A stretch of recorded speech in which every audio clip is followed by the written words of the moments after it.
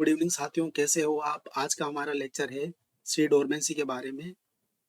आशा करता हूँ आप अच्छे होंगे, अपनों का ख्याल आप रख रहे होंगे। तो आज की हम बात कर रहे हैं सी डोरमेंसी के बारे में। तो यस्टरडे मैंने जो लेक्चर डिलीवर किया था वो सीड था विगर का। विगर के बारे में हमने पढ़ा था क्या विगर है, उसके कितने टाइप है, कैसे कैसे वो होता है। आज हम डिस्कस करेंगे सी डोरमेंसी के बारे में। आज हम ये भी डिस्कस करेंगे ये कितने टाइप की होती है, इसकी मैकेनिज्म क्या है, और ये कौन कौन सी क्रॉप में कौन कौन सी है वो डोरमेंसी वो पाई जाती है, इसके बेनिफिट का है, और ये इसका है वो इसका डिसएडवांटेज क्या है, और ये डोरमेंसी है वो प्लांट्स में क्यों ज़रूरी है। ये हम डिस्कस करेंगे विद एग्जांपल के साथ, और लास्ट में हम हमें उससे इससे रिलेटेड है वो क्वेश्चन भी हम डिस्कस करेंगे। तो आज डिस्कस करते हैं सीड डोरमेंसी के बारे में। तो सीड डोरमेंसी क्या होती है, ये क्या होती है? ये रेस्टिंग स्टेज होती है क्रॉप की। तो याद रखना इस चीज़ को, सीड डोरमेंसी क्या है? Seed dormancy is a resting stage of the crop. ठीक है। और सीड डोरमेंसी है वो कब आती है? जब बाहर का जो क्लाइमेट है वो फेवरेबल है, लेकिन अंदर से सीड्स में है वो प्रॉब्लम है, तब है वो सीड डोरमेंसी आती है। बाहर का क्लाइमेट अच्छा है, ठीक है, ग्रो के लिए अच्छा है, मॉइस्चर कंटेंट उसमें है, बढ़िया तापमान है उसमें बढ़िया आर्द्रता है वातावरण में, लेकिन सीड्स के अंदर ही प्रॉब्लम है, उसका एम्ब्रियो ही डेवलप अच्छा नहीं हुआ है, उसमें प्रॉपर हार्मोन का डेवलपमेंट नहीं हुआ है। ठीक है। तो ये दिक्कत आती है उसमें सीड डोरमेंसी में। उस वजह से है वो सीड है वो डोरमेंट कंडीशन में चला जाता है, रेस्टिंग स्टेज में चला जाता है। उसको बोलते हैं हम सीड डोरमेंसी। इसी को हम सीड डोरमेंसी को हम बोलते हैं प्राइमरी डोरमेंसी। ठीक है। और इसी को हम इम्पोज्ड डोरमेंसी भी बोलते हैं। प्राइमरी डोरमेंसी इसी को बोलते हैं इम्पोज्ड डोरमेंसी। ठीक है। तो ये जो डोरमेंसी है ये फसल टू फसल या क्रॉप टू क्रॉप या प्लांट टू प्लांट है वो निर्भर करती है, कितना है वो डोरमेंसी उसको वो प्लांट से वो रखना चाहेगा। किसी में है वो 7 दिन की ये होती है, किसी में ये 10 दिन की होती है, किसी में ये 12 दिन की होती है। अब क्वेश्चन यहाँ पे ये आता है कि प्लांट से वो डोरमेंसी में जाता क्यों है, क्या जरूरत पड़ी उसको डोरमेंसी में जाने की? डोरमेंसी में जाने की प्लांट्स के दो तीन रीजन है। पहला रीजन है कि क्लाइमेट कंडीशन उसकी है वो फेवर नहीं कर रही है, ग्रोथ के लिए फेवर नहीं कर रही है। तो प्लांट नहीं चाहता है कि भाई क्लाइमेट कंडीशन ही फेवर नहीं कर रही है तो मैं क्यों ग्रो करूँ, वहां मैं ग्रो करूंगा तो मैं मर जाऊंगा। सीड ये चाहता है, तो इसलिए वो वहां पे वो ग्रो नहीं करेगा। जैसे ही उसको सुटेबल क्लाइमेट कंडीशन मिलेगा तो सीड है वो ग्रो कर जाएगा या प्लांट है वो ग्रो कर जाएगा। तो ये आती है ये इसका एक तो ये मैकेनिज्म है, इसीलिए वो डोरमेंसी में है वो रहना चाहता है सीड। अगर ये दूसरा इसकी ये मेन कारण है कि सीड डोरमेंसी है वो इसको है वो एक तरह से प्रोटेक्शन या मैकेनिज्म प्रोवाइड करता है, प्रोटेक्शन उसकी सुरक्षा प्रदान करता है। ठीक है। कोई अनफेवरेबल क्लाइमेटिक कंडीशन आ गया तो वहां पे वो नहीं कर देगा। और तीसरा है कि ये क्रॉप पे बेनिफिशियल भी है। मान लो जैसे राइस हुआ, जैसे वीट हुआ, चना हुआ, मूंग हुआ। अगर मान लो उस फली में दाने हैं, मूंग के फली में दाने हैं, अगर मूंग की फली में दाने हैं तो मान लो सीड उस समय मॉइस्चर भी ले सकता है बाहर से। बरसात भी तो होती है फाइनल हार्वेस्टिंग स्टेज पे, आपने देखा होगा कि भाई लास्ट में फसल टूट रही है या फिर फसल की कटाई चल रही है, उस टाइम पे बारिश हो जाती है कभी कभी। तो आपने कभी देखा है क्या कि सीड है वो फली के अंदर ही जर्मिनेट हो गया हो मॉइस्चर लेके? आप भी तो ये क्वेश्चन पूछ सकते थे कि भाई अंदर से है वो जर्मिनेट क्यों नहीं करता है। इसीलिए वो जो जर्मिनेट नहीं करता है वो सीड खुद नहीं चाहता है मैं जर्मिनेट करूं, है ना। वो अपने आप को डोरमेंसी में रखता है, रेस्टिंग स्टेज में रखता है। ये खुद की एक सीड की एक इच्छा होती है बाहर। एक ये हो गया प्राइमरी डोरमेंसी। एक होता है कि इसमें क्या होता है, प्राइमरी डोरमेंसी बाहर का कंडीशन बढ़िया है लेकिन अंदर की कंडीशन बढ़िया नहीं है सीड की, तो सीड अंदर मतलब सीड खुद ही नहीं चाहेगा कि मैं जर्मिनेट करूं, उसको डोरमेंसी। जैसे फॉर एग्जांपल इसको मैं सिंपल लैंग्वेज में समझाऊं, अगर आपको कोई क्रिकेट मैच है वो खेलना है, बाहर की कंडीशन बढ़िया है सब, बाहर मौसम बढ़िया है, अच्छा मौसम हो रहा है, आपके यार दोस्त बढ़िया है, खेलते हैं, बोलते हैं आपको, लेकिन आपका मन ही नहीं है खेलने का, बोला आपकी इच्छा ही नहीं हो रही कि हाँ नहीं खेलना आज, कोई दिक्कत आ रही है, जैसे आपको बुखार आ गया, कुछ दिक्कत आ गई आपके, तो आपको इच्छा नहीं है, तो वो है तुम्हारी डोरमेंसी। उस टाइम पे आप मतलब रेस्टिंग में स्टेज में हो। ऐसा नहीं है कि आप क्रिकेट खेलते नहीं हो, जब आपकी इच्छा होगी तो आप क्रिकेट खेलोगे क्योंकि आपका मन बोलेगा। उसी तरह से ही आप इसको सी डोरमेंसी को हम समझ सकते हैं। एक आती है क्यूसेंस। सी डोरमेंसी और क्यूसेंसी अक्सर एग्जाम में वो पूछा जाता है। क्यूसेंस सी डोरमेंसी दोनों सेम ही है। क्यूसेंस में क्या होता है, बाहर की कंडीशन ही फेवरेबल नहीं होती है। मतलब अंदर से कंडीशन बढ़िया है कि वो चाहता है कि मैं खेलूं, लेकिन बाहरी कंडीशन बढ़िया नहीं है, तो बात वही होगी। तो वो है डोरमेंसी में रहेगा जब तक बाहर की कंडीशन अच्छी ना हो। तो दो टाइप की डोरमेंसी है, प्राइमरी डोरमेंसी और सेकेंडरी डोरमेंसी। ठीक है ना। तो डोरमेंसी में ऐसा नहीं है कि बाहर ही है वो, बाहरी फैक्टर है वो अच्छा नहीं होना चाहिए, नॉर्मल कंडीशन ना। दो टाइप की डोरमेंसी है। डोरमेंसी का सिंपल मीनिंग ये याद रखना, रेस्टिंग स्टेज है वो, बस उस टाइम पे वो कुछ नहीं करेगा, सो रहा होगा। इसको सुसुप्तावस्था भी बोलते हैं। ठीक है। तो ये हो गई एक्यूसेंस फेज। एक्यूसेंस को आप ऐसे समझ सकते हो कि अंदर से क्रिकेट खेलने की इच्छा हो रही है, लेकिन बाहर है वो बारिश हो रही है। तो क्या कर सकते हो आप, जब तक बारिश नहीं होगी तब तक वो वेट करोगे ना आप। वो पीरियड जो है वही है डोर में, वही उसका है वो, डोरमेंस पीरियड बोलते हैं उसको, डोरमेंसी वही उसका वो डोरमेंसी है। ठीक है ना। तो इस हिसाब से आप इसको लिंक करके थोड़ा समझाने के लिए मैं आपको ये एग्जांपल दिया हूँ, आप समझ सकते हो इस चीज़ को। अब ये डोरमेंसी है वो अलग अलग प्रकार की होती है। ये डोरमेंसी वो अलग अलग से हो सकती है। जैसे फॉर एग्जाम्पल, और फॉर एग्जाम्पल क्या है, इसका रीजन क्या है। जैसे सीड कोट है वो इम्परमेबल है, इम्परमेबल है तो उसकी वजह से भी है वो डोरमेंसी है वो हो सकती है। Under develop embryo, under develop एरियो मतलब अंदर से एम्ब्रियो ही वो डेवलप नहीं है, तो है वो डोरमेंसी है वो हो सकती है। प्रेजेंस ऑफ जिप जिप मतलब जर्मिनेशन इनहिबिट्स केमिकल्स, कुछ केमिकल्स प्रेजेंट होते हैं, जैसे एब्सिसिक एसिड हो गया, ज़्यादा लेवल हो गया उसमें, प्रेजेंट ऑफ क्यूमारिन्स भी हो गया, है ना। वो है केमिकल्स क्यूमारिन्स, और ये भी है क्या, हार्मोन्स।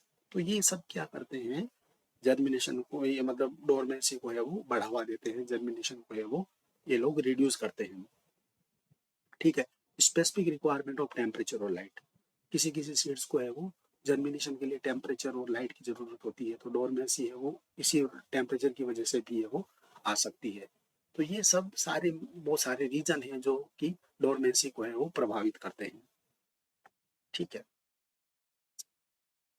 सेंसेस क्या होता है, उसके बाद में क्या डिफरेंस है, ये बहुत इंपॉर्टेंट है, आप इसको देख सकते हो। जहां मैंने बताया था सीड सीड डोरमेंसी में क्या होता है, seed does not germinate even when the condition is favourable. बाहर से कंडीशन बढ़िया है लेकिन अंदर से इच्छा नहीं हो रही है उसकी, तो वो है वो सीड डोरमेंसी है वो प्राइमरी डोरमेंसी इसी को बोलते हैं, इसी को इननेट डोरमेंसी बोलते हैं। आगे आएगा ये टर्मिनोलॉजी, इसीलिए मैं आज अभी आपको बता रहा हूँ प्राइमरी डोरमेंसी, ये सीड डोरमेंसी है नॉर्मल। इसी को इननेट मतलब बोल, इननेट डोरमेंसी क्यों बोलते हैं, क्योंकि ये अंदर से वाली है इननेट डोरमेंटी। और ये इसको क्या बोलते हैं हम, क्यू सेंस को हम सेकेंडरी डोरमेंसी बोलते हैं, और इनफोर्स्ड डोरमेंसी बोलते हैं, इनफोर्स्ड डोरमेंसी, ENFORCED डोरमेंसी। ठीक है। इसी को हम सेकेंडरी डोर, ये ट्रू डोरमेंसी नहीं है क्यू सेंस, जबकि ये प्राइमरी जो सी डोरमेंसी वो ट्रू डोरमेंसी है। ठीक है। इसमें क्या होता है, इसमें तो बाहरी कंडीशन फेवरेबल है, जो सी डोरमेंसी है नॉर्मल उसमें बाहरी कंडीशन फेवरेबल है लेकिन अंदर से बढ़िया नहीं है। इसमें क्या है, अंदर से बढ़िया बाहरी कंडीशन फेवरेबल नहीं है। सी डज नॉट या does not germinate because favourable condition are not provided. और उसके बाद में है तुम्हारा सीड डोरमेंसी। इसमें क्या है, ये इंटरनली फैक्टर है जबकि ये है आपका एक्सटर्नली फैक्टर। ठीक है। ड्यू टू क्या है, due to hormone, hard seed coat हो सकता है या फिर अंडर डेवलप्ड एरियो हो, एम्ब्रियो हो सकता है। जबकि ये जो क्यूसेंस है वो क्या है, या तो शॉर्टेज ऑफ वाटर, पानी की कमी के कारण, एयर टेम्परेचर उनके कारण हो सकता है। ठीक है। और इसमें क्या सीड सीड को है वो ब्रेकिंग के लिए वो नॉर्मल से ट्रीटमेंट हमें चाहिए, स्ट्रेटिफिकेशन, स्कैरिफिकेशन, हॉट वाटर ट्रीटमेंट, ये सब इसमें चाहिए। ठीक है। और अब बात करते हैं इसकी मैकेनिज्म क्या है सी डोरमेंसी की। तो सी डोरमेंसी की मैकेनिज्म हमें याद रखने की जरूरत नहीं, सिंपल आपको मैं समझा देता हूँ, आपको याद हो जाएगी यहीं पर। सी डोरमेंसी में क्या होता है, जब प्लांट क्या होता है, फॉर एग्जांपल स्ट्रेस कंडीशन में होता है, या फिर सीड है वो स्ट्रेस कंडीशन में होता है। स्ट्रेस कंडीशन में सीड तब होता है जब वो मैक्सिमम वो हार्वेस्टिंग स्टेज पे, जब उसमें फलियां बन जाती है, तब अ, उसमें फलियां बन जाती है, तब वो सूख रहा होता है, उस टाइम पे वो सीड है वो थोड़ा स्ट्रेस कंडीशन में होता है। तो उस टाइम पे है वो सीड ये चाहता है कि मैं अभी थोड़ा रेस्टिंग स्टेज पे रहूं। ठीक है। तो जब तभी तो देखा होगा आपने कि सीड को मान लो मॉइस्चर भी मिलता है और कुछ कुछ दाने हैं वो फट भी जाते हैं फलियों में, मूंग में होता है।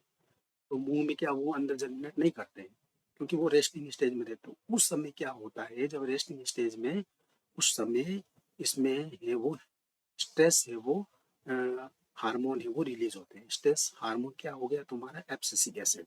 स्ट्रेस के टाइम पे ये एब्सिसिक एसिड है वो रिलीज होता है। तो एब्सिसिक एसिड क्या करता है, ये एक प्रोटीन पाई जाती है सीड के अंदर, उसका नाम है LEA प्रोटीन। एल मतलब लेट, ई मतलब एम्ब्रियोजेनेसिस, ए मतलब abundant, late embryogenesis abundant proteins ये पाई जाती है।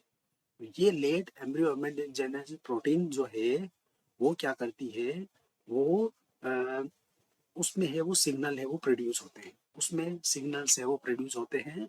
और ये ऐसे प्रोड्यूस होते हैं जब सीड्स में ड्रॉट या फिर कोई स्ट्रेस कंडीशन आ गई, ड्रॉट की आ गई या फिर हीट एक्सेस वाटर की आ गई। तो ये क्या है, ये प्रोटीन डेसिकेशन के टाइम पे या फिर स्ट्रेस के टाइम पे या हीट के टाइम पे, ड्रॉट के टाइम पे ये है वो सिग्नल देती है कि मेरे पास है वो ड्रॉट आ गया है, मेरे में पानी की अब कमी होने वाली है। तो ये क्या करता है, ये है वो इसकी जो वाटर की रिक्वायरमेंट है उसको है वो पूरा करता है। इस प्लांट्स को डेसिकेशन से है वो बचाता है, ये डेसिकेशन टॉलरेंस से बताता है। ये एलिए प्रोटीन ये देखता है कि भाई डोरमेंट्री जाए भाड़ में, डोरमेंसी का मुझे कोई मतलब नहीं, मैं पहले सीड को जिंदा तो बचाऊं, है ना। तो एलिए क्या है, इनडायरेक्टली वो डोरमेंसी का साथ देता है, भागीदारी निभाता है। तो एलिए क्या करता है, सीड को है वो जिंदा भी रखता है और जर्मिनेशन भी नहीं होने देता है। तो एलिए क्या है, इनडायरेक्टली। तो ये एग्जाम में पूछा जाता है एलिए प्रोटीन का क्या रोल है। एलिए प्रोटीन का रोल है डोरमेंसी में साथ में भागीदारी निभाना, ऑप्शन में आता है ये कि एलिए प्रोटीन का क्या रोल है। एलिए प्रोटीन का ये रोल है सपोर्ट करना डोरमेंसी को, ना कि डोरमेंसी को ब्रेक करना। ना जर्मिनेशन पैदा नहीं करता है, ये डोरमेंसी को सपोर्ट करता है, जर्मिनेशन को है वो होने नहीं देता है, उसमें ये जिंदा रखता है सीड्स को। तो एक तो ये हो गया डोरमेंसी के मैकेनिज्म। और जैसे ही वो एलिए प्रोटीन उसको जिंदा रख गया जहां तक जिस डोरमेंसी के टाइम पे, अब क्या होगा, जैसे ही फेवरेबल कंडीशन मिलेगी सीड को लगेगा अब हमें जर्मिनेट करना चाहिए, मॉइस्चर कंडीशन उसको मिलेगी, तो क्या होगा, ये जो GA3 है, एलिए प्रोटीन के एलिए एलिए प्रोटीन का जो तो लेवल है बराबर ही जाएगा, GA3 है वो एक्टिव हो जाएगा। वो इतना एक्टिव हो जाएगा उस टाइम पे, वो ABA के प्रोडक्शन को है वो कम कर देगा। ठीक है, ABA के प्रोडक्शन को कम कर दिया, GA3 का प्रोडक्शन बढ़ गया। तो ये क्या करता है, GA3 और ABA वो आपस में एंटी ओर्गोनास्टिक होते हैं। जैसे ही GA3 बढ़ेगा, जैसे ही GA3 बढ़ेगा ABA का लेवल कम हो जाएगा। GA3 बढ़ने का मतलब ये जर्मिनेशन को है वो बढ़ाता है। ये क्या करता है, सेल उसमें है वो ग्रोथ को बढ़ाता है, डिवीजन है वो करता है। इसमें रेडिकल प्लूमोल्स है वो आती है और है वो सीड कोट है वो फट जाता है। GA3 से ATP है वो रिलीज होते हैं, ATP से अंदर ऊर्जा है वो रिलीज होगी, ऊर्जा से अंदर टेम्परेचर बढ़ेगा, टेम्परेचर बढ़ने से है वो सीड कोट है वो ब्रस्ट हो जाएगा, सीड कोट है वो बिखर जाएगा। बिखर जाने से क्या निकलेगा, सबसे पहले निकलेगा रेडिकल, रेडिकल निकलने से फिर निकलेगा प्ल्यूमोल, प्ल्यूमोल निकलने के बाद में कोटिलेडन, कोटिलेडन के बाद में सीधा सीधा है वो सीडलिंग निकलेगी, सीडलिंग से है वो पूरा प्लांट से वो बन जाएगा। तो ऐसा है ये मैकेनिज्म, इसकी बहुत ही इंटरेस्टिंग कहानी है। बस इतना याद रखना है, सबसे पहले ABA का स्ट्रेस कंडीशन में ABA बढ़ेगा। ABA क्या करता है, डोरमेंसी को बढ़ाता है। ABA बढ़ेगा तो LEA बढ़ेगा। LEA का काम इतना है कि बस इसको मेंटेन रखना, जर्मिनेशन नहीं करना, ताकि सीड है वो स्ट्रेस कंडीशन में मर ही ना जाए, मरने से बचाता है LEA, ताकि वो जिंदा रहे कुल मिला के। बाकी इसका कोई रोल नहीं है। फिर जैसे ही फेवरेबल क्लाइमेटिक कंडीशन आई तो ABA का स्राव है वो कम हो जाएगा और GA3 का है वो बढ़ जाएगा। तो मतलब पहले ABA बढ़ेगा, पहले ABA बढ़ेगा, ठीक है, फिर बढ़ता बढ़ता बढ़ता बढ़ता जैसे ही उसको फेवरेबल क्लाइमेटिक कंडीशन मिली ABA है वो कम हो जाएगा। ठीक है, ABA कम हो गया, फिर GA3 है वो ऑटोमेटिक साइड में GA3 है वो उस टाइम पे बढ़ जाएगा। अपोजिट चलेंगे GA3 और ABA का ग्राफ, राइट। तो ये है इजीली एक इथाइलिन हार्मोन भी है जो कि GA3 के रूप में भी काम, GA3 और इथाइलिन है वो सिमिलर सिनेगोनिस्टिक है ये। तो ये मैकेनिज्म आपको आई थिंक अब क्लियर हो गई होगी। उसके बाद में है डिफरेंट टाइप ऑफ डोरमेंसी आती है, जैसे dormancy, morphological dormancy, morphophysiological dormancy, physical dormancy, combined dormancy. Morphology physiological जो डोरमेंसी है उसको तीन टाइप की होती है, डीप, इंटरमीडिएट और नॉन डीप। कुछ एग्जाम में नहीं पूछते इसको कि डीप क्या है, इंटरमीडिएट, नॉन डीप क्या है। बस आपको समझाने के लिए बता देता हूँ फिजियोलॉजिकल डीप का मतलब क्या। डीप का मतलब ये होता है कि अगर कोई डोरमेंसी लंबे लंबे समय के लिए है, अगर ठीक है लंबे समय के लिए है, इंटरनल टिश्यू में है, तो उसको क्या है ब्रेक करने के लिए बहुत लंबा टाइम चाहिए, लगातार उसको वो सीड को है वो ट्रीटमेंट करना पड़ेगा तो ब्रेक करने के लिए। तो इसलिए उसको डीप बोलते हैं। इंटरमीडिएट का मतलब कुछ टाइम उसको चाहिए, जैसे कोल्ड स्ट्रेटिफिकेशन चाहिए। डीप में मतलब उसको वार्म, चिलिंग या तो फुल गर्म 80-90 डिग्री तापमान, फुल गर्म 120-130, या चिलिंग -196। इंटरमीडिएट में क्या सिंपली स्ट्रेटिफिकेशन कर दो, कितना डिग्री, 20 डिग्री, 25 डिग्री, जो भी है स्ट्रेटिफिकेशन का टेम्परेचर उस पर कर दो और ये ब्रेक हो जाएगी। डोर में से सीड हार्ड कोट है वो सॉफ्ट हो जाएगा। नॉन डीप का मतलब हो गया कि सिंपली है वो सीड को है वो हार्मोन के सॉल्यूशन के साथ ट्रीट कर दो या स्टेरिफिकेशन कर दो। स्टेरिफिकेशन का मतलब वो मैकेनिकल और केमिकल ट्रीटमेंट, कोई केमिकल का या फिर हाथ से रब कर दो, उस हिसाब से वो डोरमेंसी वो ब्रेक हो जाएगी। कुछ याद नहीं रखना इसमें, फिजियोलॉजिकल डोरमेंसी का डेफिनेशन याद रखनी है। फिजियोलॉजिकल डेफिनेशन का मतलब होता है कि dormancy due to physiological reason. Physiological मतलब एम्ब्रियो की वजह से हो गया, एम्ब्रियो अब नॉर्मल हो गया, उसमें हार्मोन का इम्बैलेंस हो गया। फिजियोलॉजी नाम से ही पता चल रहा है, फिजियोलॉजी मतलब फिजियोलॉजी इंटरनली स्ट्रक्चर, ठीक है। फिजियोलॉजिकल डोरमेंसी मतलब प्राइमरी डोरमेंसी एक तरह से इंटरनली। और मॉर्फोलॉजिकल मतलब नाम से ही पता लग रहा है, मॉर्फोलॉजी की वजह से, सीड कोट की वजह से, कुछ भी उसके अंदर। उसके बाद में मॉर्फोफिजियोलॉजी मतलब फिजिकल भी होगा इसमें और मॉर्फोलॉजिकल भी होगा, ठीक है। मतलब एम्ब्रियो भी होगा और फिजियोलॉजिकल ब्लॉकेज भी होगा इसमें। ये पाई जाती है तुम्हारे morphological dormancy most important forest crop में। याद रखना ये चीज़, नहीं सॉरी, मॉर्फोफिजियोलॉजिकल जो डोरमेंसी है वो फॉरेस्ट स्पीसीज में पाई जाती है। ये पूछा जाता है, एक एग्जाम में देखा था मैंने कि मॉर्फोफिजियोलॉजिकल डोरमेंसी किस में होती है, तो ये आपने इसमें फॉरेस्ट स्पीसीज में पाई जाती है। फिजिकल डोरमेंसी कैसे हो जाती है, हार्ड सीड कोट हुआ, इम्परमेबल सीड कोट हुआ, ठीक है, वाटर का है वो अब्जॉर्ब नहीं कर पाता है, तो ये फिजिकल डोरमेंसी है, ठीक है।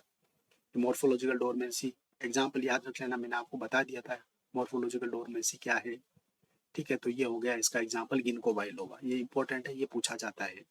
गिनको बाइलोगा का एग्जाम्पल ऑफ मॉर्फोलॉजिकल डोरमेंसी। बस ये जो एग्जाम में काम की चीजें वो ही, बाकी जो मैंने कहानी है इसकी बता दी। मॉर्फोलॉजिकल डोरमेंसी मतलब मॉर्फोलॉजिकल फीचर्स, ठीक है। कैसे, जैसे सीड कोट का हुआ, परमिएबल नहीं है, impermeability, impermeability of seed coat या impermeability of seed coat to gases, impermeability of seed coat to water, या फिर उसमें कोई केमिकल प्रेजेंट हो गया जैसे फिनोल्स हो गया, क्यूमारिन्स हो गया। क्यूमारिन्स आयरिस स्पीसीज में पाया जाता है। उसके बाद में कोई मैकेनिकल फैक्टर हो गया जैसे सीड कोट और एंडोस्पर्म का एम्ब्रियो ग्रोथ है, मैकेनिकल जैसे mechanical resistant to the seed coat या फिर एंडोस्पर्म या फिर एम्ब्रियो ग्रोथ, कुछ मैकेनिकल रेजिस्टेंस आ गया उसमें। तो ये है मॉर्फोलॉजिकल डोरमेंसी। एग्जाम्पल याद रखना, बाकी डेफिनेशन आपको पता है, नाम से पता चल रहा है। मॉर्फोलॉजिकल डोरमेंसी मतलब ड्यू टू मॉर्फोलॉजिकल फीचर्स, ठीक है। एग्जाम्पल इसका गिनको बाइलोबा, ये पक्का पूछता है एग्जाम में। उसके बाद में है फिजियोलॉजिकल डोरमेंसी। फिजियोलॉजिकल डोरमेंसी मैं आपको बता ही दिया पिछली बार, due to physiological due to internal, ठीक है। और ये किसके वजह से, AB3 GA3 inhibitors present, ABA, ये सब फिजियोलॉजिकल डोरमेंसी है। एग्जाम्पल याद रख लेना इसमें मेनली। एग्जाम्पल क्या है इसका, एप्पल है, एप्पल और ये लेट्यूस, ये दो पूछते हैं एग्जाम में। एप्पल किसका है एग्जाम्पल है वो, अपना फिजियोलॉजिकल डोरमेंसी का। फिर आता है फिजिकल डोरमेंसी, मतलब एक्सोजीनियस डोरमेंसी, जिसको क्यू सेंस भी बोलते हैं हम, ठीक है। Physical dormancy is mainly refer to state in which seed are dormant because of some physical barrier that do not allow imbibition of water into the seed, which is primary requirement for the germinations. I think ये clear हो गया होगा आपको physical dormancy. अब जैसे for example impermeability of seed coat to water, ये क्या हो गया आपका लेग्यूमिनेसी में, वॉलनट में। Permeability of seed coat to gases, ये क्या हो गया ग्रेमिनी में हो गया। तो ये सब फिजिकल डोरमेंसी का पार्ट है। के बाद में है तुम्हारा फोटोडोर्मेंसी होती है। कुछ सीड्स होते हैं जैसे तुम्हारा निकोटियाना हो गया, लेट्यूस हो गया, इसको क्या है, जर्मिनेशन के लिए क्या चाहिए, स्पेसिफिक स्पेसिफिक लाइट चाहिए, ठीक है। तो जर्मिनेशन की लाइट लाइट चाहिए, जैसे 660 नैनोमीटर इसको रेड लाइट चाहिए, तो मतलब क्या होता है जर्मिनेशन को स्टिमुलेट करने के लिए। अगर इससे वो कम हो गई तो इनहिबिट हो जाएगा, इससे ज़्यादा होगी, मान लो सॉरी, इससे अगर 660 नैनोमीटर से वेवलेंथ है वो ज़्यादा हो गई तो क्या हो गया, ये इनहिबिट हो जाएगा, जर्मिनेशन होगा ही नहीं जर्मिनेशन। तो कुछ है वो सीड है वो थर्मोडोरमेंसी में भी होते हैं। एग्जाम्पल याद रखना, फोटोडोरमेंसी का एग्जाम्पल क्या है, लेट्यूस और निकोटियाना, तंबाकू और लेट्यूस। वो थर्मोडोरमेंसी क्या होता है, टेम्परेचर की वजह से होता है। इसका एग्जाम्पल आप याद रखना, एप्पल, मैंने आपको दे दिया था, एप्पल पाइनस जो लो टेम्परेचर स्ट्रेटिफिकेशन होता है इसमें एप्पल में। तो ये एग्जाम्पल है तुम्हारे लेग्यूम्स के, कौन कौन से डोरमेंसी के, आई थिंक आपको ये समझ में आ रहा होगा ये कौन सी डोरमेंसी डोरमेंसी है इसमें। जो ये आप देख लेना, ग्राउंडनट इंपॉर्टेंट है, इसमें देख लो। ग्राउंडनट में 3 टाइप की डोरमेंसी होती है, ये क्वेश्चन पूछा जाता है कि ग्राउंडनट में कितने टाइप की डोरमेंसी होती है। ग्राउंडनट में 3 टाइप की डोरमेंसी होती है, लिटिल, स्ट्रॉन्ग और फ्रेश सी डोरमेंसी। मतलब एक ही क्रॉप में 3 टाइप की डोरमेंसी होती है। तो क्रॉप में अलग अलग स्पीसीज में वो 3 टाइप की डोरमेंसी होती है। तो ये आप चीज देख लेना, ग्राउंडनट में सबसे ज्यादा है वो टाइप की डोरमेंसी है वो डिस्कवर की गई थी। बाकी सीरियल्स में वीट, राइस, ये जो मैंने बोल्ड कर रखा है फर्स्ट वाला, इसको आप थोड़ा देख लेना, इसमें डोरमेंसी नहीं होती है, इसमें स्प्राउटिंग हो जाती है पहले। नेचर क्या है इसकी, सीड्स की स्प्राउटिंग हो जाती है, डोरमेंसी ही नहीं होती है, स्प्राउटिंग हो जाती है। और ये एग्जाम्पल और इसका ये रेफरेंस है, ये नहीं पूछते हैं बट ये पूछते हैं जरूर, ग्राउंडनट का जो ग्राउंडनट है वो ग्राउंडनट में कौन सी ऐसी क्रॉप है जिसमें तीनों डोरमेंसी है, जैसे कम, स्ट्रॉन्ग और fresh, based on the capacity. तो ये लेग्यूम्स, यहीं से एक ही क्वेश्चन आता है, समझाने के लिए मैंने आपको ये दिया है। अगर आप चाहते हो तो इसके स्क्रीनशॉट ले लो, मेंस के लिए, ये एआरएस मेंस के लिए, उसके लिए ये काम की चीज़ है। उसके बाद में कैसे आप सीड को डोरमेंसी को ब्रेकेज करोगे, एक तो होता है नेचुरल ब्रेकडाउन, एक होता है हमारा आर्टिफिशियल ट्रीटमेंट के द्वारा। तो नेचुरल ब्रेकडाउन में कैसे होगा, मान लो सीड है वो एनवायरमेंट में है वो गिरते हैं, इन्वायरमेंट में पड़े रहते हैं, हवा के कारण आपस में टकराते हैं या फिर धूल के मिट्टी के कणों से आपस में टकराएंगे, तो इससे क्या होगा, सीड कोट है वो ब्रेक हो जाएगा। एक तो ऐसा है।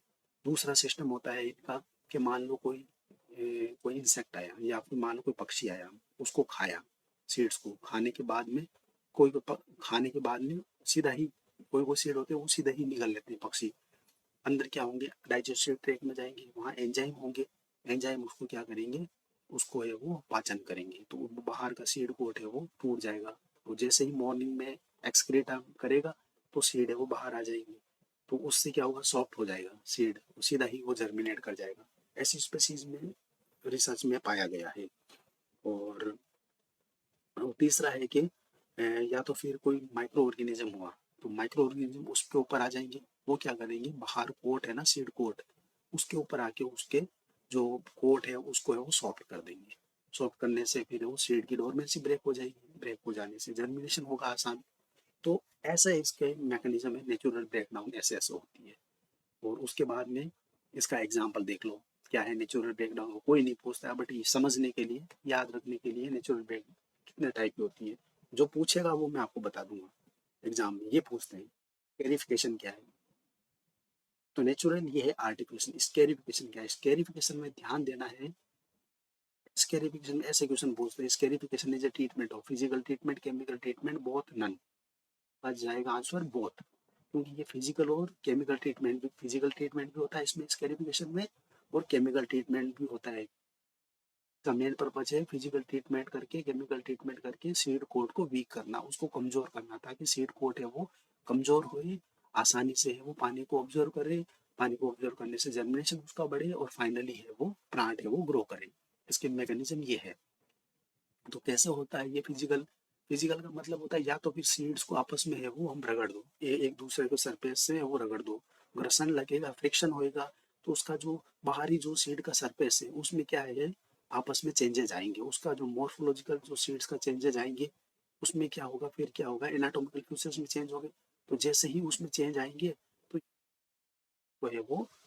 वो ऑब्जर्व है वो हार्ड सीड कोट है वो ब्रेक होगी, ठीक है ना, सॉफ्ट हो जाएगी। ठीक, मतलब इरोडेट एक्चुअली वर्ड है इसका, इराडिकेशन, मतलब इरोडिकेशन, इरोडिकेशन, ERODOCITION, इरोडिकेशन। उसमें क्या होगा, सीड रफ हो जाएगी बाहर से सरफेस, जैसे ही पानी आएगा पानी को इजीली है वो ऑब्जर्व कर पाएंगे, इजीली ऑब्जर्व करेंगे। ऑब्जर्व करने से फिर क्या होगी, उसकी मेटाबॉलिक एक्टिविटी बढ़ेगी। मेटाबॉलिक पहले पानी का ऑब्जर्वेशन होगा इम्बाइवेशन फेज में, फिर उसके बाद में एक्टिवेशन, बॉडी एक्टिवेशन फेज में जाएगा, उसके बाद में रेडिकुल प्रोट्रूजन और प्लांट से वो डेवलपमेंट फेज में हो जाएगा। तो स्केरिफिकेशन से ऐसे ऐसे है वो, फिजिकल ट्रीटमेंट से ऐसे है वो सीड है वो डोरमेंसी को ब्रेक करता है। उस प्रकार से कोई केमिकल्स हो गया, केमिकल्स में जैसे बहुत ज़्यादा सीड जैसे कि हार्ड है, जैसे फॉर एग्जांपल ओकरा हुआ, या ओकरा तो नहीं है, जैसे रबड़ का हुआ प्लांट सीड हुआ, इंडियन टीक वुड हुआ, उसमें क्या करते हैं सीड को है हम सल्फ्यूरिक एसिड के साथ है वो 1 घंटे के लिए हम रख देते हैं, ताकि वो सीड है वो इजीली है वो कोट है वो इजीली वो सॉफ्ट हो जाए। सॉफ्ट होने के बाद में उसके बाद में जर्मिनेशन उसका आसान हो, ठीक है। मेनली स्कैरिफिकेशन होता है फिजिकल, और पूछा यही जाता है स्कैरिफिकेशन क्या है। स्कैरिफिकेशन फिजिकल ट्रीटमेंट है, केमिकल ट्रीटमेंट है, दोनों है, नन है, तो दोनों जाएगा, ठीक है ना। इस स्कैरिफिकेशन फिजिकल और केमिकल ट्रीटमेंट के बाद में है एक तो हो गया, ये हो गया स्कैरिफिकेशन। एक होता है स्ट्रेटिफिकेशन। स्ट्रेटिफिकेशन का मतलब होता है सीड से उसको लो टेम्परेचर पे है वो ट्रीट करना, लो टेम्परेचर पे है वो ट्रीट करना। कैसे करते हैं स्ट्रेटिफिकेशन, सीड्स को लेते हैं, पेट्री डिस्क लेते हैं, उसमें वो रेत और कोई भी सबस्ट्रेट होगा वो हम डाल देंगे, डाल के अच्छे से छान के सीड्स को हम उसमें रख देंगे। कितना तापमान पर, 0 से 10 डिग्री तापमान पर उसको हम वो रख देंगे। फ्रिज में भी रख सकते हैं, फ्रिज में हम 0 से 10 उसको सेट करके उसको हम रख सकते हैं मंथ, 1 1 2 2 मंथ के लिए। इससे क्या होगा, ये अलग अलग स्ट्रेटिफिकेशन ड्यूरेशन अलग अलग स्टडी है वो वैज्ञानिकों ने खोजी गई है कि इतना ये इसका स्ट्रेटिफिकेशन पीरियड है। उसके बाद में बाहर निकाल के जर्मिनेशन टेस्ट, जैसे हमने वो जर्मिनेशन में पढ़ा था, उस हिसाब से हम इसको हम वो लगा सकते हैं। तो फॉर एग्जांपल मस्टर्ड में कितना टेम्परेचर चाहिए, 0 से 5 डिग्री तापमान चाहिए, और 3 से 10 दिन में वो जर्मिनेशन का टाइम वो लगता है। इसी प्रकार से अलग अलग क्रॉप में एप्पल है, उसमें कितना 0 से 5 डिग्री चाहिए और 60 दिन का उसमें वो स्ट्रेटिफिकेशन पीरियड चाहिए। क्लियर हो गया होगा। स्ट्रेटिफिकेशन का मतलब हो गया कि सीड को लो टेम्परेचर पर एक्सपोज करना। स्ट्रेटिफिकेशन का टेम्परेचर पूछते हैं कितना होता है, 0 से 10 होता है, ठीक है। उसके बाद में एक आता है तुम्हारा, ये तो हो गया स्ट्रेटिफिकेशन। एक होता है high temperature treatment. High temperature treatment में क्या, राइस में किया जाता है। इसमें क्या टेम्परेचर कितना लेते हैं, 40 से 50 डिग्री तापमान पर राइस के सीड को है वो कुछ घंटे के लिए भिगो दिया जाता है, ठीक है। और उसके बाद में इसका सीड कोट है वो रफ हो जाएगा, क्योंकि ये सीरियल्स है, सीरियल्स क्रॉप है, राइस वीट मेज बार्ले, इसमें क्या सीड कोट हार्ड ही होता है। तो इसके हाई टेम्परेचर पर हम उसको करते हैं, लो टेम्परेचर इसमें नहीं होता है। और लेग्यूम्स में भी हम करते हैं, लेग्यूम्स में 80 डिग्री जाते हैं टेम्परेचर, और एक से, ठीक है। उसके बाद में लाइट ट्रीटमेंट, किसी सीड्स को हम लाइट के साथ भी एक्सपोज करते हैं। कोई सीड को लाइट चाहिए जर्मिनेशन के लिए, उसको बोलते हैं फोटोप्लास्टिक सीड। से अपना आयरिश हुआ, लेट्यूस हुआ, लेट्यूस के सीड क्या है, उसको लाइट चाहिए, 160 नैनोमीटर है वो वाइट लाइट उसको चाहिए जर्मिनेशन के लिए, वो भी एक्सपोज करना पड़ेगा उसको जर्मिने डोरमेंसी को ब्रेक करने के लिए, राइट। और अदर ट्रीटमेंट है जैसे ग्रोथ रेगुलेटर। हम ग्रोथ रेगुलेटर में जिब्रेलिन का यूज़ कर सकते हैं, साइटोकाइनिन का यूज़ कर सकते हैं, इथाइलिन का यूज़ कर सकते हैं। एक स्टडी में ये पाया गया कि सोरगम को अगर हम ये तरीक में सॉल्यूशन में भिगोएं 100 ppm के साथ, तो सीड की डोरमेंसी है वो ब्रेक हो जाएगी।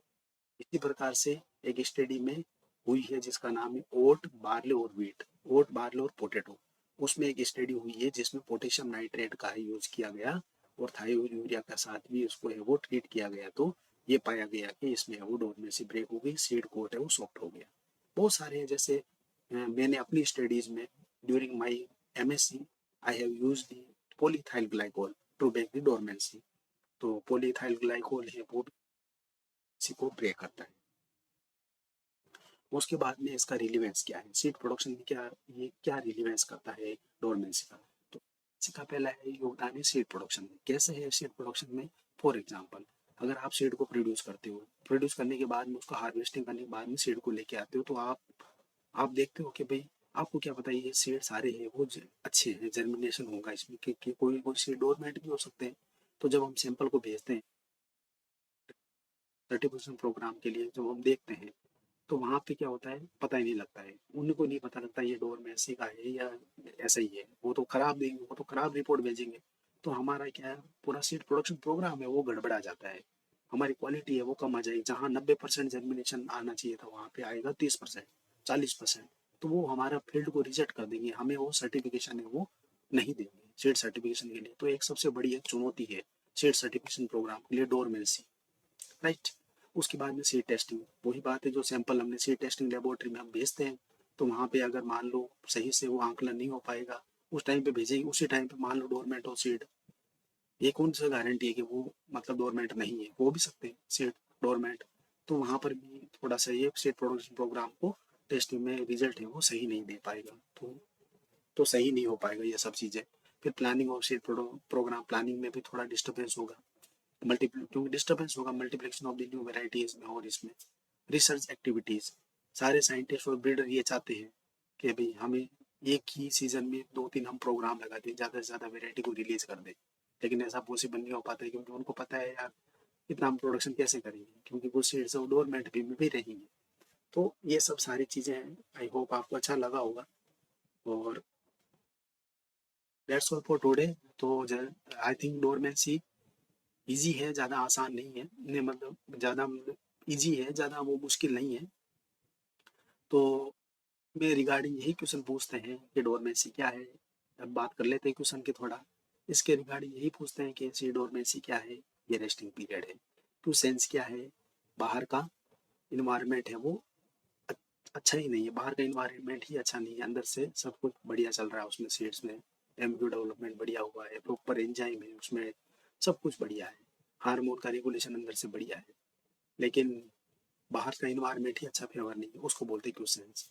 और मेसी का मतलब होता है कि बाहर का इन्वायरमेंट फेवर है लेकिन अंदर से ही इच्छा नहीं है सीड्स की, है ना, वो इंटरनली ही नहीं है, तो उसको बोलते हैं हम डोरमेंसी। तो ये सब चीज़ें पूछते हैं। प्राइमरी डोरमेंसी मतलब नॉर्मल डोरमेंसी, सेकेंडरी डोरमेंसी का मतलब क्यों सेंस हो गया है, imposed innate dormancy, innate dormancy मतलब प्राइमरी डोरमेंसी हो गया, इम्पोज मतलब ये कुछ सेंस मतलब सेकेंडरी डोरमेंसी हो। घुमा फिरा के यही चीज़ें सब है वो पूछते हैं, ज़्यादा इसमें कुछ नहीं पूछते हैं। उसके बाद में पूछते हैं कि इसमें इसको ब्रेक करने के कौन कौन से हैं वो हार्म, कौन कौन से मेथड है। एक तो हो गया स्केरिफिकेशन, स्केरिफिकेशन का मतलब बस मैनुअली रब कर दो उसको, वो हो गया स्केरिफिकेशन।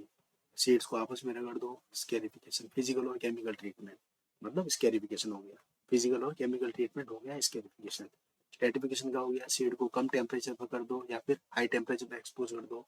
अगर मान लो कम टेम्परेचर पर किया तो क्या बोलेंगे स्ट्रेटिफिकेशन, हाई टेम्परेचर पर कर दिया तो क्या बोलेंगे हाइट, हॉट वाटर ट्रीटमेंट हुआ जैसे हाई टेम्परेचर पर।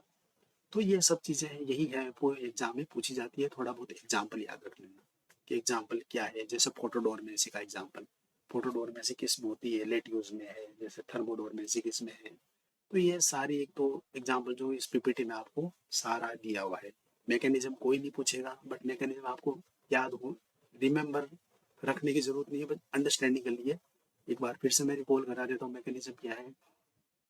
मैकेनिज्म इसकी यही है कि इसमें ए का ये जो हार्मोन है एब्सिसिक एसिड, हाँ एक इसमें ये क्वेश्चन पूछते हैं कि डोरमेंसी ब्रेकिंग के लिए कौन सा हार्मोन है, तो हमें GA3 और इथाइलिन। और डोरमेंसी को मेंटेन रखने का हार्मोन कौन सा है, इंड्यूस करने का हार्मोन कौन सा है। ये क्वेश्चन, इस क्वेश्चन से इनसे ज्यादा कोई भी क्वेश्चन नहीं पूछेगा कोई भी कॉम्पिटिशन एग्जाम, घुमा फिरा के यही मैकेनिज्म ARS में पूछते हैं, साइंटिस्ट के एग्जाम में पूछते हैं, लेकिन ऑब्जेक्टिव टाइप में कोई भी किसी में नहीं पूछते हैं। मैकेनिज्म की यही है कि डोरमेंसी के टाइम पे, स्ट्रेस के टाइम पे AB का रिलीज होगा, AB एलिए प्रोटीन को है वो बढ़ावा देगा। एलिए प्रोटीन क्या करेगा, सीड्स की इंटीग्रिटी को मेंटेन करेगा, उसको मरने से बचाएगा, उसको डिहाइड्रेशन से बचाएगा, डेसिकेशन से उसको बचाएगा। फाइनली है वो क्या होगा, सीड्स को जब फेवरेबल क्लाइमेटिक कंडीशन मिलेगी, सीड्स का जब इच्छा होगी सीड्स को जर्मिनेट करने की, तो सीड्स है वो जर्मिनेट करेंगे। जब जर्मिनेशन में आएगा तो AB है वो कम हो जाएगा, Ga3 है वो बढ़ जाएगा, इथाइलिन का प्रोडक्शन है वो बढ़ जाएगा। तो ये है मैकेनिज्म, एंटीगोनास्टिक मैकेनिज्म है Ga3 और ABA की, राइट। तो thank you for today. I hope आपको ये अच्छा लगा होगा। अगर कोई डाउट है तो आप मुझे कॉल करके पूछ सकते हो। Thank you.